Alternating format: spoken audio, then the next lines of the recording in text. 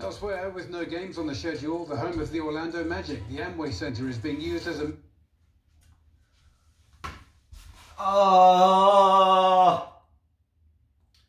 운동하겠습니다.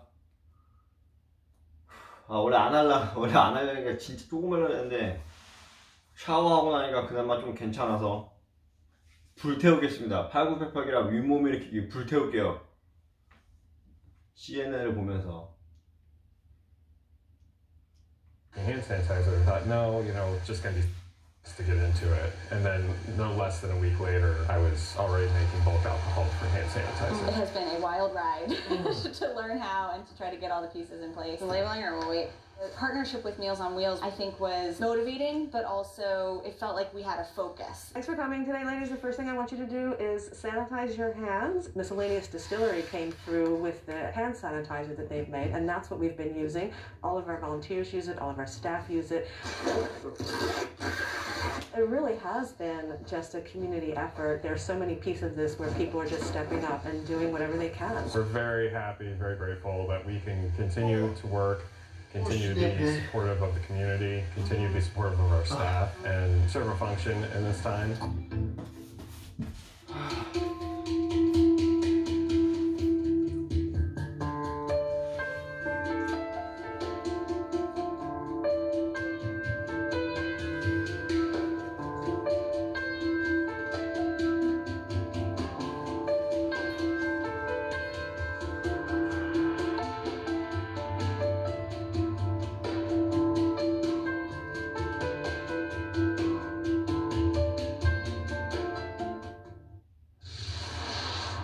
With so many people stuck at home or losing their jobs, the world has been using a lot less oil, so prices have been collapsing.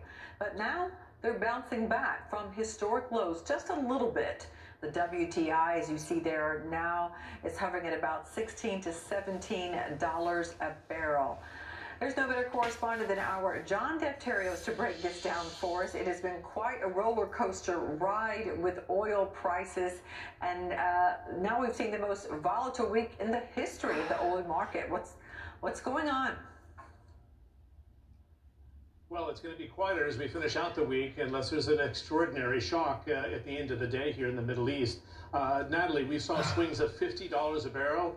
Down and then up. We were negative 37 on Monday, and as you suggested, if we look at the live quotes again, around 17 for WTI ain't bad considering where we started, and we were at a better than 20-year low for North Sea Brent, and hovering between 21 and 22 again is a big win for the industry. Now, having said that, we're going to be down 8 of the last 9 weeks as a result of this drop in demand, which is the sharpest drop since World War II. So we saw the U.S.-Iranian tensions close to here in the Strait of Hormuz, which is always a historic choke point because of those tensions, handling 20% of the tanker traffic around the world. But we're getting rather desperate for storage because of this drop in demand. Onshore in Fujairah, which is south of that Strait of Hormuz, it's filling up very quickly. So we have more radical options coming to the fore. Tankertrackers.com gave us a picture of this. There's 800 ships around the world. Nearly half are empty right now, which is extraordinary. The super tankers carry 2 million barrels a day. So if you have 350 tankers,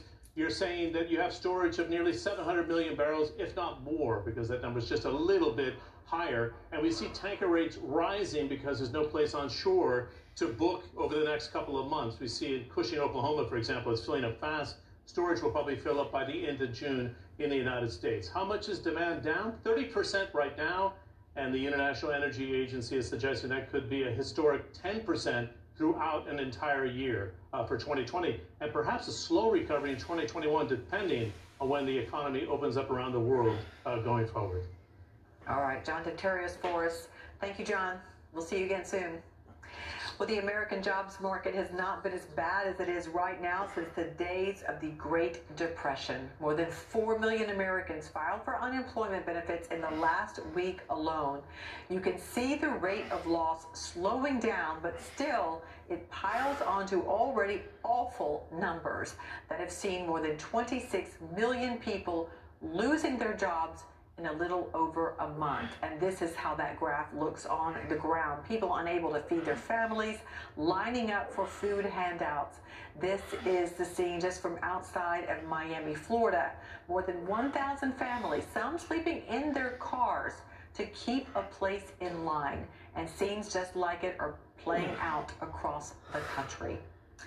Let's bring in CNN's chief business correspondent, Christine Romans. She's in New York for us, and those lines right there, Christine, show how people are hurting. And the question is when, if these jobs will even come back this year. Those lines in Florida are really remarkable, and what we can tell you is that the data, the Labor Department data, show that in Florida, that's the hardest place to get certified and to get the jobless checks from the government. You know, the idea here in the U.S. system is that when you lose a job, you apply for state unemployment benefits. And in this stimulus, there's extra money to keep people as close to whole as possible for 4 months. But what we've been hearing is people are having a really hard time filing for and getting those benefits started. So hopefully soon more people will have money in their pockets. You know, and that's different than some of the other models in the UK, for example, and in Canada, where the governments are directly paying payrolls of companies to keep people whole and to keep the stress out of all of this. Imagine how stressful it is for these millions and millions of people to now be worried about their money while they're also worried about their health. So this is an economic crisis on top of a health crisis, and just such a tragedy. You know, we're doing this on purpose. That's what's so odd. There's no playbook for this. We're basically putting the labor market to sleep on purpose so that we can try to come out the other end for the health crisis. But it is a real stress, a big stress for so many millions of families. Yeah, right. You're right that they're stressed with money, and they're stressed because they're still concerned about getting the coronavirus. What about the help from the federal government? We saw some reports this week, big money going places that people didn't want to see it go. What about small businesses? Yeah, there's some real frustration among small businesses, to be honest. So now the House has passed another $484 billion in stimulus. $310 billion or so of that is going to be specifically for small businesses. And the Treasury Department has asked big public companies who have access to other funds to please don't take taxpayer money. Now, the statute's been written so that they can apply. Legally, they can apply, but the Treasury Department is trying to use kind of, I think, you know, the public shaming to say, do not do this if you have other means of money. This money should really be going to Main Street, not to big public companies. In terms of Main Street, there is $60 billion that is set aside specifically to get to the smaller community development lenders. And that, I think, is important because those are the people with ties to maybe companies that are unbanked, that don't have real robust ties to the banking system. So you want to be able to get money to those companies because they really did miss out last time. Absolutely. And there's no wiggle room when they miss out now. No. Christine Romans in New York. Christine, always, we appreciate it. Thank you. Well, there's no stopping Gertrude Larson. The hardy senior citizen is a nurse by training who survived another pandemic as a toddler more than a century ago. As Kevin Walvan of WDAY News tells us, the energetic Minnesota resident is making herself useful in this medical emergency. In the heart of Fergus Falls, across the ripples of Lake Alice, a cozy house with hearts on the window is home to one of Otter Tail County's veteran nurses. It's a Singer sewing machine. Gertrude Larson is back at her trusty Singer sewing machine she bought a little while ago. It was in 1939. Sewing masks for nursing home staff and residents here in Fergus Falls. In the back, I said, I don't have arthritis in my hands, and I can see. Gertrude is 104. 104. Well, I've always liked, I love to work. I like to do something. Once a nurse, always a nurse. Gertrude graduated from then St. Luke's Nursing School in Fargo back in 1938. This after leaving the family farm near Catherine, North Dakota. She always loved her nursing profession. What did you like most? Orthopedic surgery and peds. Think about that. Gertrude was around during the 1919-1919 flu pandemic.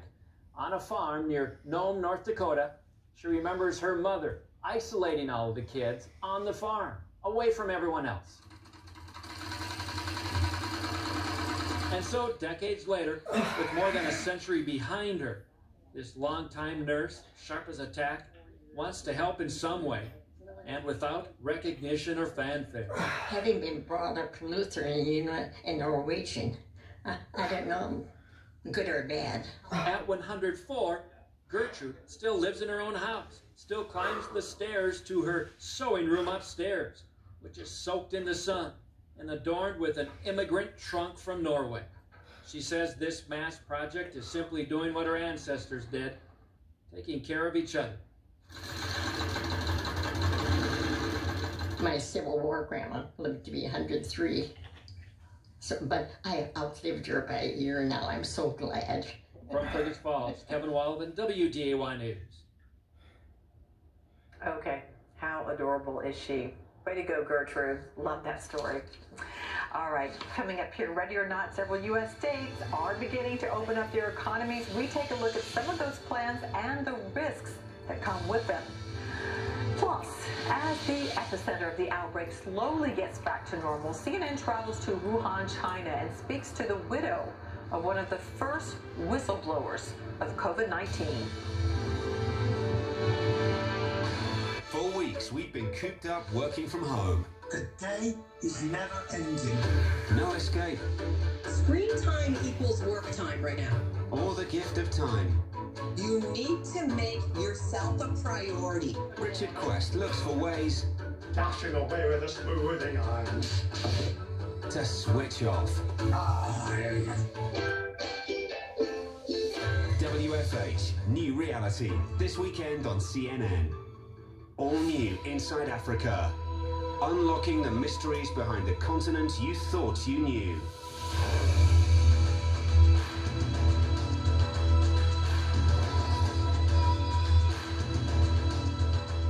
See what makes Southern Africa the perfect training ground for aspiring stargazers. You can't imagine what it feels like looking at objects millions of miles away. Inside Africa, this weekend on CNN in association with Zenith Bank. You can't just sit around for hope to come. With science as our map, come with me on an American road trip to see how the climate crisis is changing life as we know it.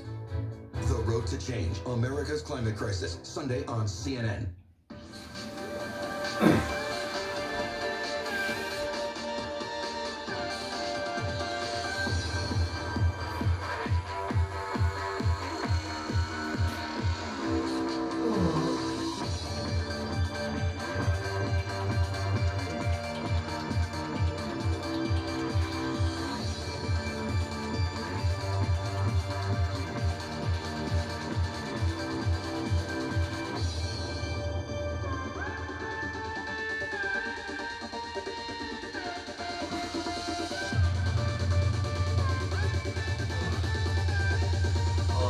오늘도 역시나 바나나 하나랑 우유 한 컵 먹을 겁니다. 내일은 토요일이니까 치킨 먹는 날.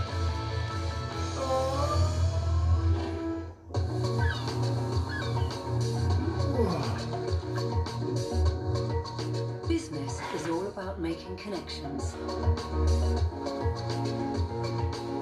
But some connections are easier to make than others. With a CNN partner hotel, the world is always at your fingertips. CNN partner hotels, connected to your world. We are now one globe, one team. Every company, every country, and even as human being has darkest moment. But I always am very optimistic because human beings are strong and resilient. If we work together, we'll find a way to fight through. We are really a global community. I'm Delia Gallagher in Rome, and this is CNN.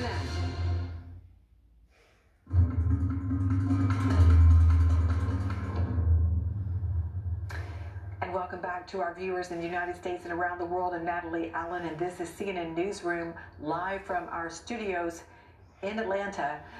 Confirmed cases of the coronavirus have now passed 2.7 million globally. That's according to Johns Hopkins University. And in the United States, cases are fast approaching 870,000, with deaths closing in on 50,000. But that is not stopping the state of Georgia right here going forward with one of the nation's most aggressive plans to reopen the economy. Starting today, businesses such as hair salons, gyms, and tattoo parlors are allowed to open. But adequate testing remains a key issue, and the president and the nation's top infectious disease expert aren't quite seeing eye to eye on that. We absolutely need to significantly ramp up not only the number of tests, but the capacity to actually perform them. I am not overly confident right now at all. Doing very well on testing. If you said that, I don't agree with it.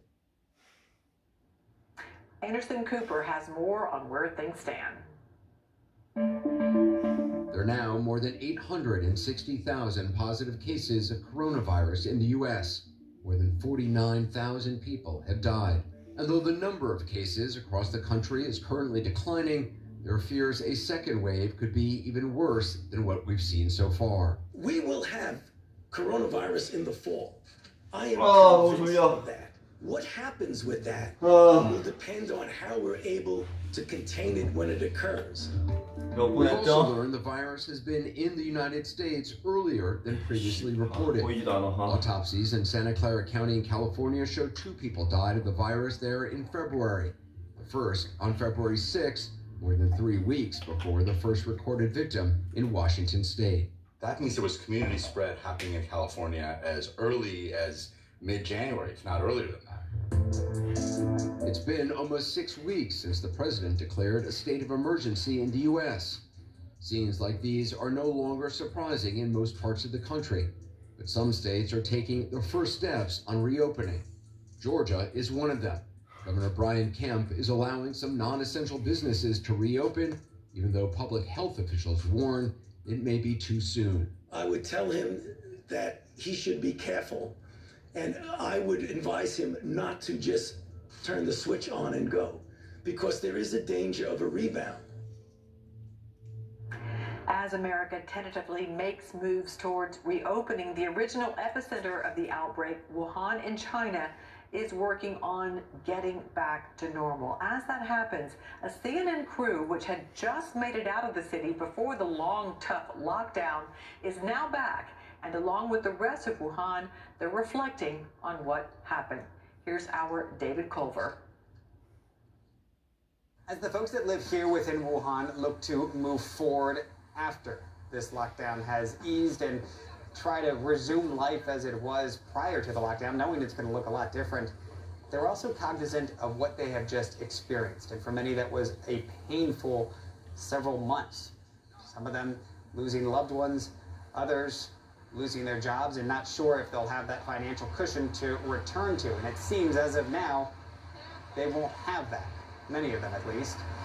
However, they're also reflecting on those who early on tried to sound the alarm here, and that includes Dr. Li Wengang. He was an ophthalmologist who simply wanted to alert his friends that there was a SARS-like illness going around back in December. Sent a message, that message got to police. Police reprimanded him, silenced him. He wasn't the only early whistleblower to be silenced. And eventually, he went back to the hospital, contracted the virus, got sick, and died. Less than a week before he died, he shared his story with CNN. And now being back here, we wanted to follow up with his family. We wanted to hear their side of things, to see if they'd be willing to talk. Here's our attempt at contacting his widow.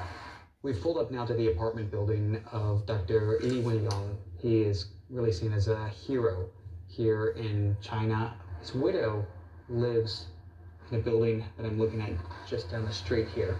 We're going to give a call to see if she'd be willing to share a little bit with us about this whole experience and how she's been able to process it.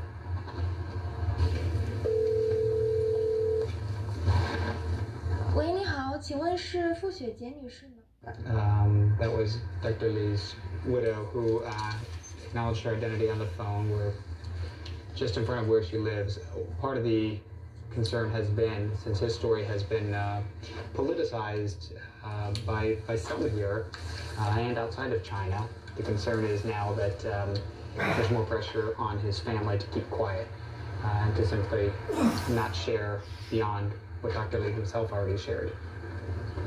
Well, at least we tried. Out of respect, we did not air the voice of Dr. Lee's widow. What you heard there was the changed voice of our translator.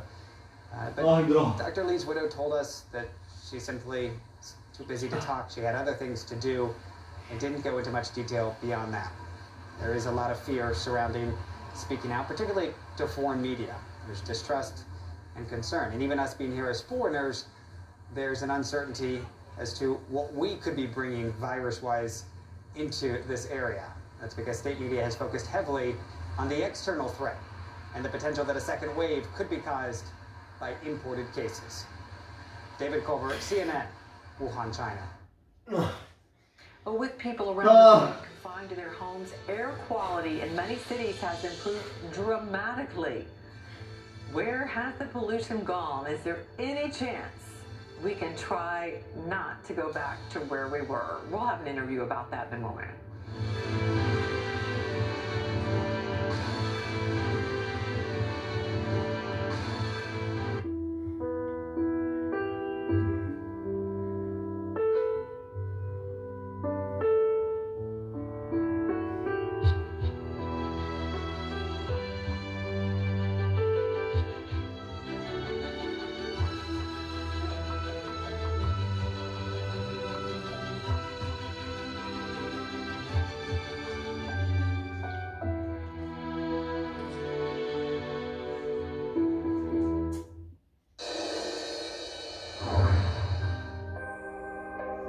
Whilst the coronavirus pandemic is continuing to leave much of the global economy in lockdown, some companies are joining the fight against COVID-19. Chinese company Jinko Solar, one of the largest solar panel manufacturers in the world, has pledged to donate 1 million masks to more than 20 countries affected by the pandemic, including the US, Europe, and countries across Asia. Social media giant Facebook is also stepping up to support relief efforts, donating $20 million to foundations looking to curb the spread of the virus. And Amazon's audiobook retailer Audible is offering hundreds of free titles for children and students, while schools around the world continue to be in lockdown. For more stories of the people making a difference and to find out how you can impact your world, go to cnn.com/impact. The Sesame Street Muppets are stuck at home, but they're staying social in a special episode. Elmo set up a virtual playdate, complete with songs, games, and some celebrity friends dining in. Ben Lehman is the executive producer. So we're trying to tell kids that even though they can't be together with their friends, that their friends on Sesame Street are still there with them. Staying at home and working from home present the same challenges for the 이거 Sesame 보이죠? Street Muppets 얼마나 as the 했지? kids and parents may be watching. 20 Inadvertent use of phone filters in a 23분. video chat. I am even more adorable than ever. Or failed attempts at home cooking. Me ate everything. And like all video chats, you only see the Muppets take baths. 복근 운동 20개만 하고 To the 끝내겠습니다. imagination of the viewer. Look, this is America. We gotta remember what matters. Friends, I'm Chris Cuomo. People come on here, they get tested, you get the benefit of it. How do you see where we are right now? Why not just own it? Tell the truth. You did ask Ukraine to look into Joe Biden. Of course I did. You just said you did. How can you beat President Trump? No tax on the middle class for any of you. This is not right versus left. This is about common sense. I understand your argument. I just hope you can live with it. Local prime time, Tuesday through Saturday on CNN. 못해. 아 힘들어.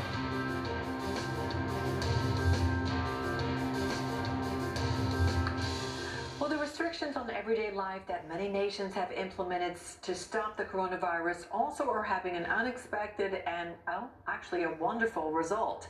significant improvements in air quality around the world. Can you tell from these pictures?